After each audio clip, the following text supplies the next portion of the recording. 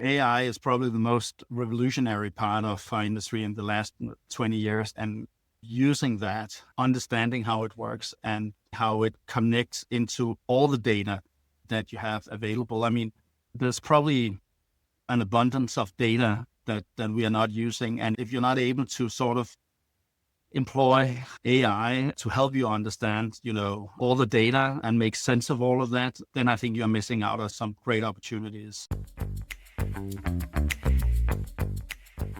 Welcome to Connected FM, a podcast connecting you to the latest insights, tools, and resources to help you succeed in facility management. This podcast is brought to you by IFMA, the leading professional association for facility managers. If you are ready to grow your network and advance in your career, go to ifma.org to get started. Today, we're sharing the next installment of our Top Global FM Influencer series. Hosting this episode is Edward Wagoner, one of our recognized influencers with more than 30 years in the real estate industry, including 2 decades as a technology executive. So we're going to hand it over to him as he introduces today's guest.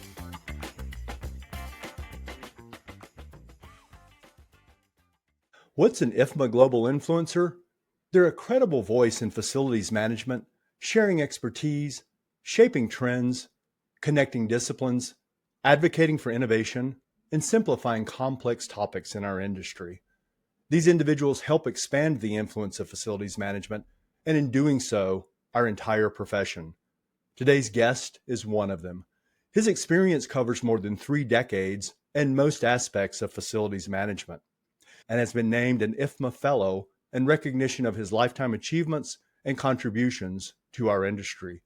He served as a member of IFMA's Global Board of Directors from 2016 to 2023, and as our Global Chair from 2020 to 2022. In 2021, he joined the Planon Group, a recognized world leader in smart, sustainable building management software, as Chief Strategy Officer. An expert in facilities management, service management, marketing strategy, and now technology. Welcome IFMA Global Influencer, Peter Ankerstjerne. Thanks, Eddie. It's a real pleasure to be here and be together with you on this podcast. So as I think about this podcast and IFMA, which is the world's largest association of facility managers, are listening and will have access to this podcast, and being named a global influencer, and I know personally I have been influenced by you, I want to offer the mic and give you the opportunity to share your thoughts and influence us. So take it away and share whatever's on your mind. Thanks. Well, it's quite a sort of a crash and burn type of question, huh? Hey, yeah, no pressure. No, but thanks. I mean, I'm honored to be called an influencer by IFMA. I've been very long with the organization, so it's a real pleasure and honor to be part of this group of individuals that have been named influencers. So, influencing the facility managers and corporate real estate professionals in the world, I think it's really about, what's happening in our industry and which direction do we want to take our industry in. So I think from my perspective, having worked a lifetime, especially in facilities management, coming from the service provider side and then transitioning into technology over the last 4 or 5 years, my level of influence is probably going into the direction of technology. And I think this is such an interesting area at the moment. And I don't think there's ever been a more exciting time to be in facility management and corporate real estate as now, because it all seemed to come together around the digitalization of the workplace, hybrid working, energy and sustainability management that is on the top of the agenda, and also the changes that we see in the workplace of making the workplace more attractive to make people come to the office, because people have a choice now.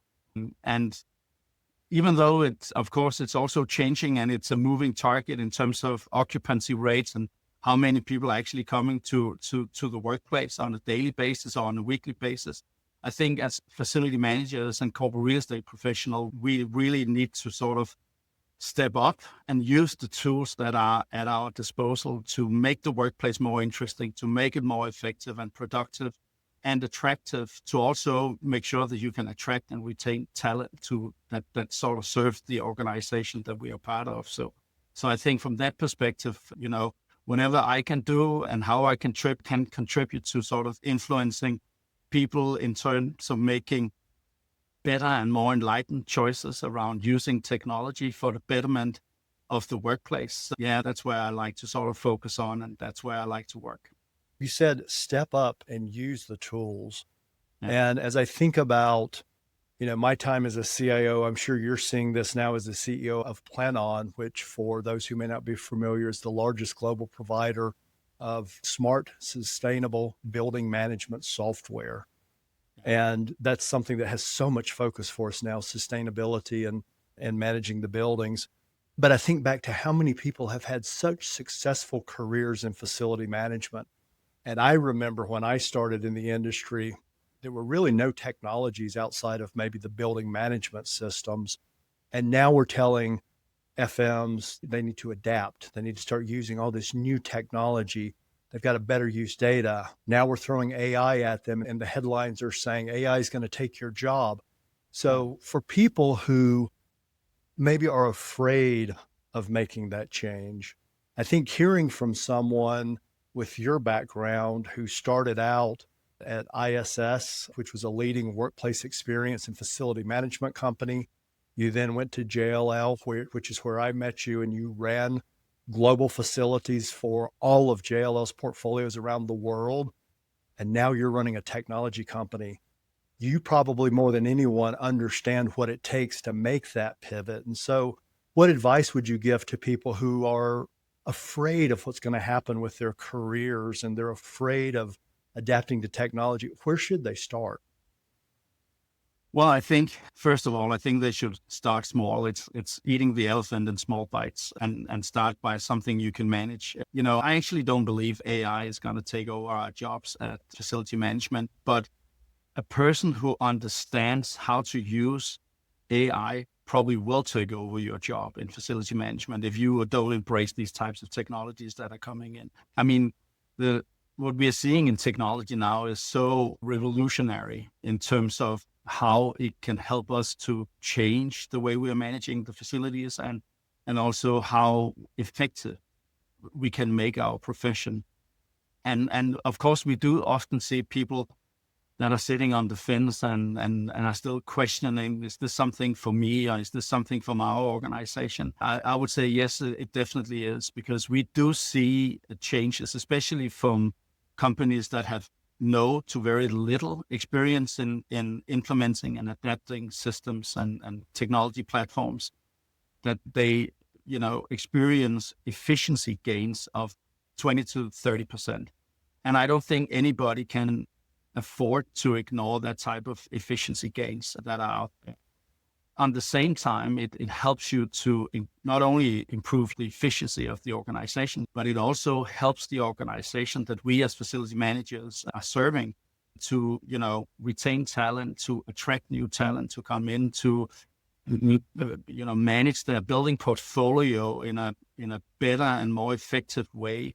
And I think also historically, facility management is coming out of and has been born out of the mindset of cost reductions. And we still drive that cost reduction. That's still one of the headlines and one of the key components of what we are doing. But within technology comes so many more aspects of our job, which I think is so rewarding and interesting, because it helps us to operate at a different level. And it also elevates the profession into becoming more of a strategic focus area for the organization. I mean, the days of the workplace as a place where people would come to work and you have that drive for efficiency among the workers. And it was like, that envelope of people that just had to, buckle up and get to work. Those days are gone now.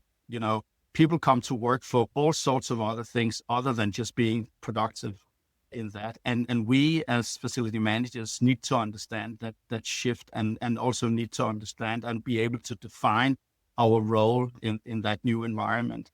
It's really about employee engagement. It's about attractiveness. It's about retention of key talent.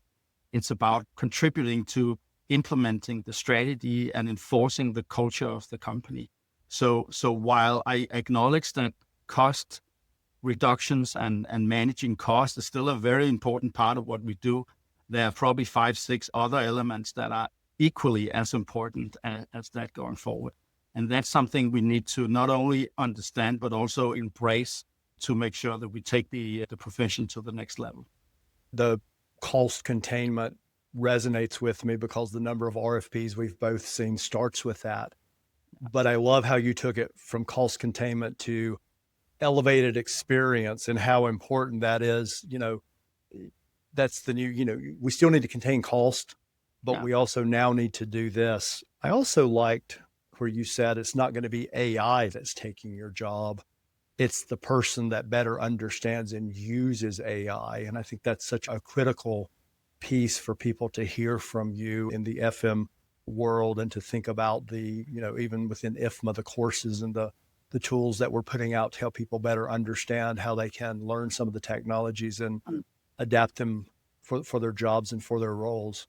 No, absolutely. I think, AI is probably the most revolutionary part of our industry in the last 20 years. And using that, understanding how it works and how it connects into all the data that you have available. I mean, there's probably an abundance of data that we are not using. And if you're not able to sort of employ AI to help you understand, all the data and make sense of all of that now, then I think you're missing out on some great opportunities. So AI can definitely help leverage your own work, but also your team's work and how you contribute to the success of the company. Now, I'm going to make a statement, and this is your opportunity in front of the world to say, hey, Eddie, no, you're wrong. So we'll see how this goes. But I've often, for years, a couple of years back, we were telling people, you need to clean up your data. You need to do better data management. And while we did see some progress in a lot of real estate groups, they really didn't do the types of things that you and I know they needed to do. With AI, if you don't get some basics right, you're not going to get the full benefits of AI. So if you didn't clean your data up, can you still use AI?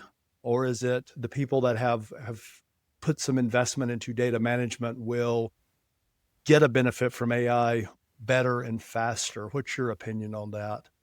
No, there's no doubt that you need a proper data strategy and you need to have clean data. The cleaner and more sort of strict your data model is, the better you'll be able to use AI, but also any other system that you're using. I mean, AI is definitely a fantastic tool, but it's not the only tool out there.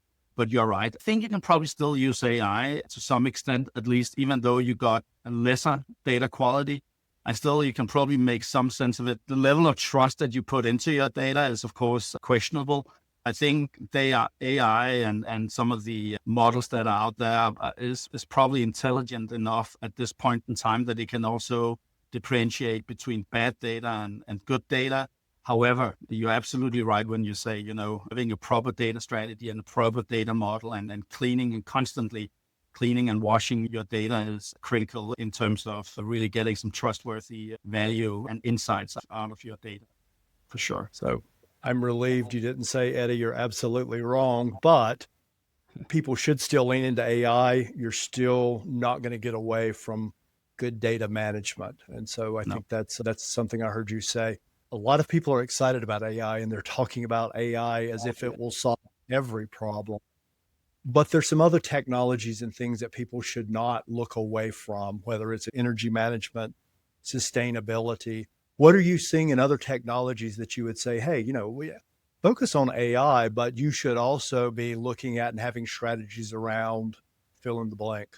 I'm sure AI over time will develop into something that you can just implement, maybe on sets of data and building systems like the one we are providing, but all sorts of point solutions and systems and ERP systems and stuff like that. I don't know how far into the future that is. I don't think we are there yet. So having a proper, system stack that you're working on, whether it's your ERP system where you have all your financial and HR data, whether it's your IWMS system or CAFIN system, whatever you want to call it, which companies like ours are working on, or whether it's anything related to the building from sensors, smart meters, building management systems, HVAC system, lift systems. I mean, the problem that we're facing today is that there's so many systems out there. I mean, we were working with a customer in the United States, and we were taking over 60 bespoke systems and collecting that into one. And of course, that's a huge undertaking. It requires a lot of migration and interaction in order to make that work. But I think there's really a lot of systems out there that can help you to drive your business. But it can also be confusing if you keep it in silos. So I think one of the things that we're working a lot with is also to sort of break down the silos and allow data to flow between the systems in order to enrich the data and then make sure that you have the right data at your fingertips when and how you need it. And then ultimately taking that data to not only make decisions on, but eventually to automate it. And then use AI to drive, automated decisions into your workplace where you don't even have to interfere. You'll get the report, you'll get the insights, you'll get the overview and the metering and the dashboards in order to say, what's happening and what is going. But that's really where you want to get at. And you can definitely do that today. I mean, we're working on initiatives where the systems are automated and you can precondition the rooms to set temperature, start up the AV equipment, start up the lighting, make the room ready for whatever meeting that you want to have. So you don't have to spend the first 10 minutes of a meeting figuring out, how does the AV work? How do you connect to it? How do you manage the HVAC? Because, there's now 10 people in the room. So all of this stuff today can be automated. And that's just one example and one aspect of that. But I think that's where the technologies that we are seeing is really pivoting towards easing the user experience and then doing it in a way that is sustainable, that preserves energy, that digitizes the user experience in a way that it's easy and manageable to work with. So yeah, I think that's really what we're looking into in terms of the new technologies that are out there. Hearing you say that reminds me, I actually went to a Planon event and saw some of the work you guys are doing. And I've been in technology and real estate for decades, but seeing how you guys and others are thinking and some things you're doing, I would say to FMs that are, don't know where to start, or we often are caught in our own thought patterns in history, to go out and just see what other people are thinking. Whether it's something you can do today or your company will make the investment, it will spur, like it did for me, a lot of, oh yeah, moments. Oh, wow, I didn't think about that. Or as you said, the integration across the technical silos. But I think it's also going to drive people to think about integration across the different groups in real estate, business teams, external groups that are helping support. And it's quite eye-opening to me to see how much some of that has advanced in just a little bit within some of the real estate software companies. No, absolutely. And I think also with the IFMA influencer program, I think that's the best thing we can do is to just share some experience. And from my point of view, pieces of technology or experiences, and you can get some inspiration of how others are using them. Then you can go to whatever service provider or technology provider or partner that you have and say, hey, this is the way somebody is using this. What can we do together? How can we take advantage of some of that learning? Ultimately, it's just providing that piece of inspiration and sharing some experience that hopefully others can pick up and learn from, and then go with whatever partner they have to say, hey, can we do this together, right? So, and that's where I think that's where IFMA has always, for me, been very unique. I've always enjoyed coming to the conferences and having talks like this, because you do always go away a little bit more inspired and a little bit more knowledgeable about, if I look in that direction, or if I talk to these types of people or companies, then I can probably find some cost savings or get some new ideas in terms of how we can do things better and smarter in the future. So I think that's ultimately, I think the purpose and the goal of these types of conversations that we're having now. Speaking of fun or surprises, what's been the biggest surprise moving from the world of managing the world's facilities to managing the software that runs the world's facilities? What's been your biggest surprise? Need business supplies from cleaning wipes to filtered water? Know you have a trusted partner to turn to. ODP Business Solutions makes it simple to keep things running smoothly with trusted cleaning supplies and break room essentials delivered fast. Whether you run a hospital, hotel, or cleaning crew, they have your back and can help you restock with consistency, convenience, and less stress, all from a trusted single source. Visit odpbusiness.com to learn more.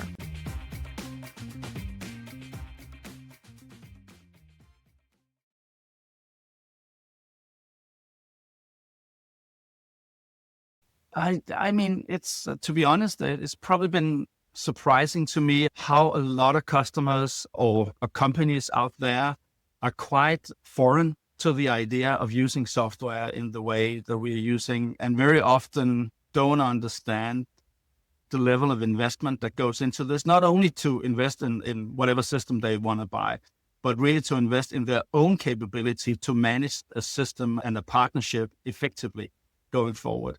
Very often you deal with customers to say, hey, we want to buy an IWMS system.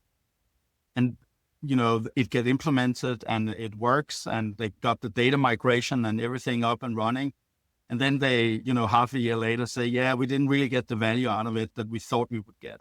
Of course, I don't ignore the fact that, of course, it can be the system, but often it's simply also because they don't invest enough time and resources to have people who really understand how the data works, what they need to do in order to get the data enriched and understand how to use the system fully. So what surprised me the most was that a lot of companies invest in the RFP process and in acquiring the system, but they don't invest enough in actually using and getting value of the system once they have acquired it. I think so many people think the journey ends with the technology implementation, and that's when the journey's just beginning. And something I haven't mentioned, you've been on the executive committee of IFMA. You were a member of the board. You were actually chair of the board, and you've been named an IFMA fellow, which for those that don't know, that's like a lifetime achievement award. So as I think about your experience in IFMA, coupled with the fact that you're not from the U.S., you were born in Denmark. You're now living in the Netherlands in Nijmegen. Did I say that correctly? Yeah, that's very well done. Practiced that all morning. And I think quite often when I think about, people think about, IFMA or other associations, they're in Paris and London and Madrid and Berlin, but, there's benefits to people working in facilities in Slovenia, Luxembourg, Hungary, Croatia.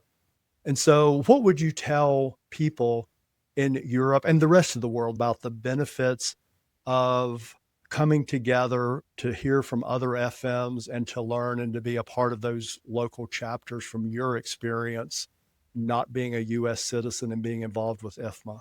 We are creating the world's biggest community of like-minded facility managers and workplace managers around the world. And if you're serious about your profession, you need to be a member of an association like IFMA, because that's really where you can make a difference. I mean, first of all, you get a hell of a lot of inspiration and access to best practice and just experience from other companies that you can use and leverage in your own company.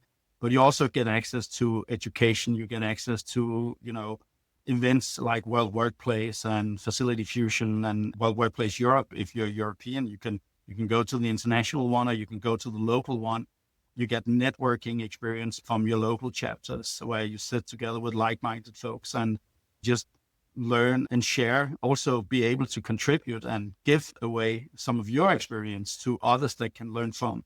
You get access to talent you can recruit from and, all these things. So for me, and I never really joined a chapter because in Denmark, we didn't have a chapter. We had a local Danish Facility Management Association. But I could very quickly see, especially I was working with ISS at the time. It was in 2005, I joined IFMA. And I went to the World Workplace Conference in Philadelphia at the time, and I got an aha moment. Because I thought, IFM, we kind of coined that expression, we thought, in ISS. And, we were, the headquarters was in Denmark. So we went to the Danish event, and there was a very, very small event. And all of a sudden, you went to this big, huge event where people were coming in from all over the world, and you had all sorts of industry, vertical companies represented. And it was just an epiphany that you go and said, wow, this FM industry is really big and it's really cool. And there's so many people who know stuff that we don't know that you can learn from. And I think that also pushed ISS at that time in a direction that it gave us clarity in terms of where we wanted to go strategically. Because at that time, we were a cleaning company plus having a few other services. But once we understood how big and how much development you saw within the FM sector, we really decided to go for that route very, very quickly. And that would never have happened if we had just remained in our own company and just focused on ourselves and what we were doing. So I would definitely encourage anybody who's serious about the profession to join an association like IFMA, because it just provides synergy. It is where you go and say, I contribute to this, but what I take out from that is far greater than what I'm able to put in. So I think that everybody has that opportunity. I love that. And one of the lessons I've learned, I've seen everything you've mentioned, but one of the lessons that I've learned is facility management is a term that we use in facilities management, but there are thousands and thousands of people doing facility management jobs, but they don't have that title or they don't think of themselves as that. And so if you do anything that pertains to providing services to a building or the people that work in the building, there's probably like-minded people and opportunities to share and learn from within the IFMA membership. And so I would encourage people to check it out. I mean, FM has often been coined as the accidental profession, right? People sort of stumble into FM and then they kind of like it. It's a cool job and then they stay there. But you're absolutely right. I remember we had one IFMA session. It was actually in Napa Valley. It was a fundraiser. And we were sitting, and then the hotel that we were staying at came in, and the technical director came in and gave a speech about, how they were driving the technical setup in the hotel and everything. And we told him, hey, what you're doing is actually FM. You don't call it that, and maybe you don't recognize yourself as that, but that's exactly what you're doing. And he was also a little bit surprised to say, yeah, maybe you're right. I didn't realize that. And so you're absolutely right. And that's one of the biggest sort of challenges for the industry is to say, how do we get the word out? How do we get more people to understand that whatever area within the built environment they're working with, they are sort of part of the FM industry? Totally agree. And I joined later in my career, and I tell people, I wish that I had leaned into it much earlier and that I had gotten involved just for the benefits that I've received even in later in my career. I can't praise it enough. Again, you've just been named a IFMA Global Influencer, but who influences you? Well, I think that's a good question. I think, to be honest, a lot of colleagues from IFMA and also Cornet Global and other industries, I follow quite a few online, and I do take inspiration from that. Also, maybe it's a little bit of a boring answer, but my colleagues on a daily level, of course, influences me. And then some of the big, people like Simon Sinek or Bill Gates from Microsoft back in the day. So these types of people, of course, also influences me to see what they're up to and what they're doing and how they're developing their businesses or coming out with new stuff like Simon Sinek is doing. So yeah, these are probably the people that does that on a daily basis. What would you say to someone that's searching for a new role, either just out of school or, mid-career, and they're not considering real estate or facilities management? Well, I think they should. I would strongly encourage them to check out what FM and corporate real estate, or commercial real estate for that matter, has to offer. I think it's a really, really nice industry, and it's a great career choice. I think we've probably seen it the other way around, Eddie, that we maybe have started in other places and then came into FM. I think the kids today, and the young kids especially, they have more choices than we probably did. And I think a lot of people are already starting in FM. And I think they should, because it's also a great place to sort of develop your career, and you can always jump to other places and take a different route if you want to do that. But I think facility management is a great career of choice. It gives you a lot of exposure. It gives you a lot of responsibility quickly. It gives you leadership experience if you do well in that. So I would definitely encourage, young graduates to at least consider a career in real estate or in facility management. I would back that up. I have friends and acquaintances that are constantly amazed about what I know about the industry they work in. And it's because I supported a client in that industry and what we need to learn as facility managers to be able to do that. I love this one. planning my next vacation. You're going to tell me where I'm going to go based on your favorite city in the world. So where are you sending me? Well, if you had asked me before I moved, I would have said Istanbul in Turkey. That's absolutely one of my favorite cities, but I'm a little bit homesick these days. So, Copenhagen during summer, I don't think there's any place better in the world. It's a really cool city. It's very, very clean, very safe. And it's just a fun city to go during the summertime. I wouldn't consider Copenhagen in the winter time. It's very gray and rainy and cold, but in the summertime, it's magical. Love Copenhagen.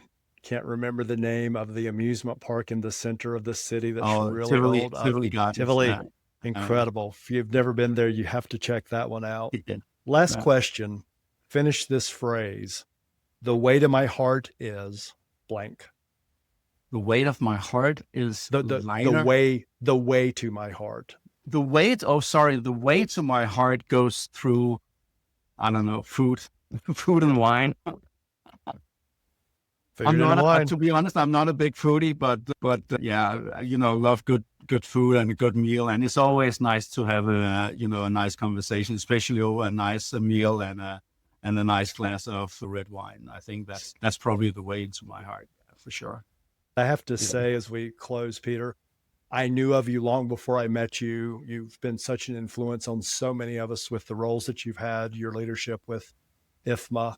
Thank you for everything that you've done for so many of us, setting an example. And I really appreciate you joining us today and sharing your perspective as a global influencer on IFMA's inaugural list. Thank you so much.